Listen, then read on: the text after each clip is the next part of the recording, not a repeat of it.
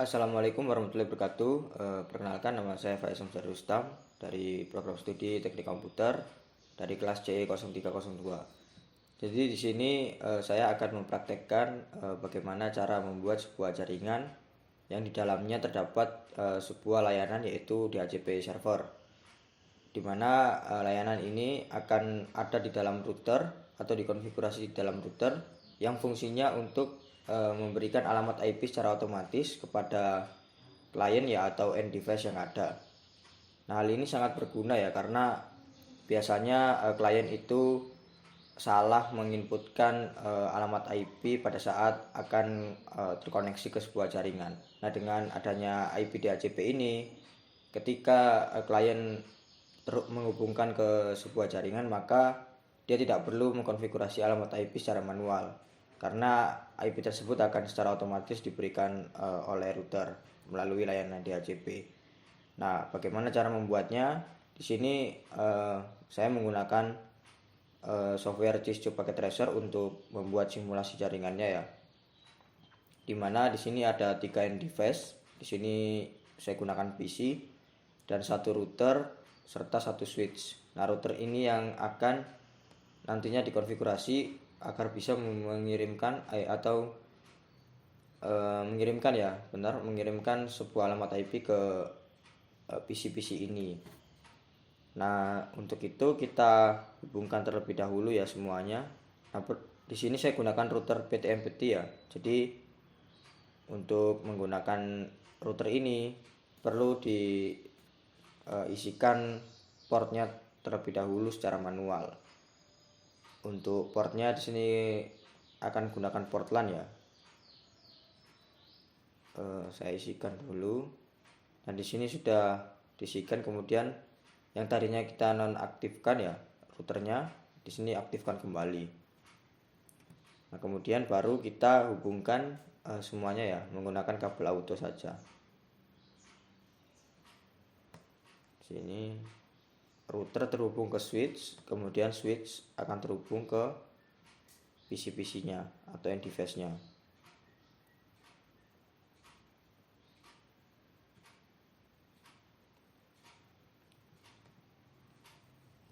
Nah, di sini kita tunggu semuanya hijau ya. Untuk di switch-nya ini kita percepat saja dengan fast forward time. Nah, sini sudah hijau ya.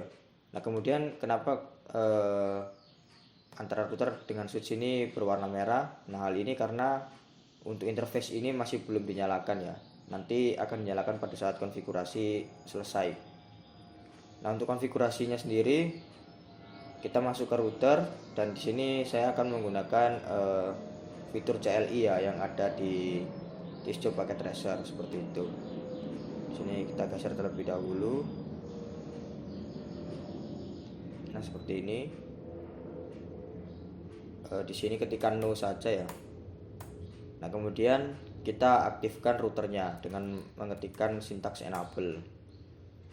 Nah, ketika sudah enable seperti ini, kita masuk ke configure terminal karena kita akan mengkonfigurasi router ini.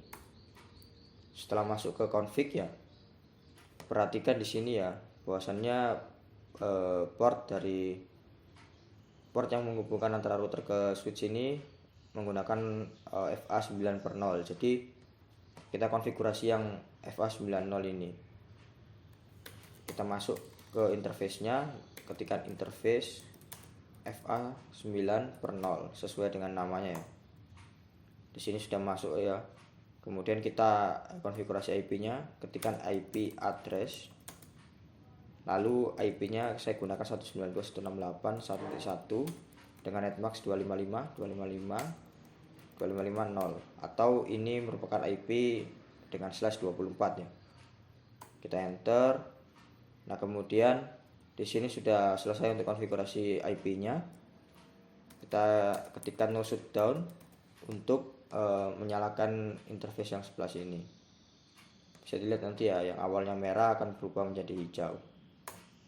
Di sini sudah state to up ya, berarti sudah menyala. Di sini sudah bisa dilihat. Nah, kita percepat saja biar cepat hijau. Nah, sudah hijau semua. Langkah selanjutnya kita exit ya dari interface FA90 ini. Kemudian kita akan mulai mengkonfigurasi IP DHCP-nya. Kita ketikkan IP DHCP full sini 1 ya. Kemudian isikan networknya, yaitu 192.168.1.0.255.255.255.0. Nah, network ini merupakan bagian dari IP ya, yang nantinya bisa kita dapatkan atau kita hitung nantinya di pembelajaran materi mengenai subnetting IP. Nah, untuk itu, karena saat ini kita belum belajar subnetting IP lebih dalam, maka dari itu untuk networknya ini bisa ikuti saja pada yang ada di sini ya, dimana ketika IP-nya 192.168.1.1 dan netmasknya 255.255.255.0, maka networknya akan 1.0 seperti ini. Nah, ketika sudah dikonfigurasi, kita enter, kemudian kita isikan default router. Default router ini merupakan IP router ya, yaitu 192.168.1.1. Nah, sampai di sini sebenarnya konfigurasi IP DHCP itu sudah selesai. Kita exit saja dan kita lakukan setting pada bagian PC-nya. Di sini setting alamat IP-nya ya, masuk ke desktop, IP configuration. Nah, sebelumnya di sini kan kita mengisikan manual ya. Nah, karena kita sudah punya DHCP, jadi kita klik saja DHCP di sini dan dia akan request IP address, dan bisa dilihat DHCP sudah sukses ya dan mendapatkan IP. Nah, jadi sebenarnya IP yang ada pada router ini ya, yang 192.168.1.1 ini merupakan gateway yang akan digunakan di semua end device yang ada. Yang ada di sini ya. Ya, bisa dilihat default gateway-nya 1.1. Begitupun nanti pada IP di PC-PC yang lain, gateway-nya juga akan menggunakan IP router. Seperti ini. Bisa dilihat sudah dapat IP juga. Nah, di sini juga yang terakhir ya. Nah, ketika semua sudah dapat IP, selanjutnya kita melakukan pengujian untuk mengetahui apakah konfigurasi yang kita lakukan itu sudah benar atau belum. Di sini saya coba kirimkan surat dari PC0 ke PC2. Hasilnya sukses ya di sini. Kemudian PC1 ke PC0, PC1 ke PC2. Di sini sudah sukses. Kemudian PC0 ke router, PC1 ke router, router ke PC2.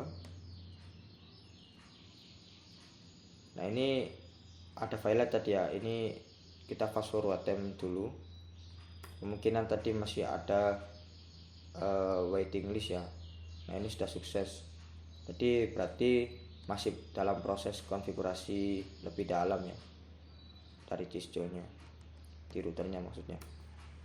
Nah, kita cek lagi ya. Nah, ini sudah sukses, berarti sudah berhasil terhubung.